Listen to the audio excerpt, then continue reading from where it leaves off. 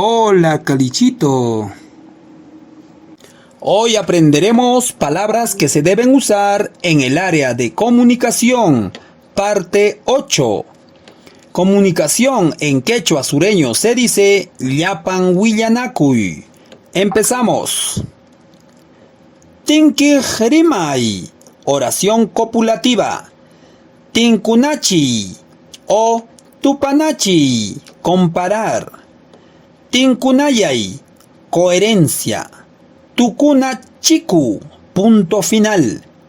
Tukuy jespechi, concluir. Tunki chikukuna, puntos suspensivos. Tujya o hanlyalli, vocal.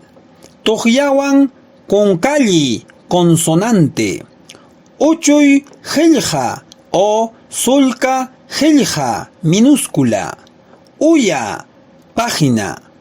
Uyachij heljasja, texto persuasivo. Uyarikuj o tujyay, sonoro. Uyari, escuchar u oír.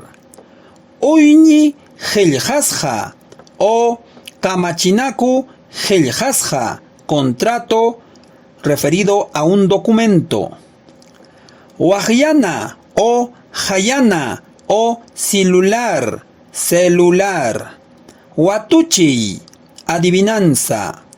Watunakunapaj heljasja, tarjeta de invitación. Watuy o musyay, adivinar. Wayra wasi, radio emisora. Willakuna o willakuy, narración.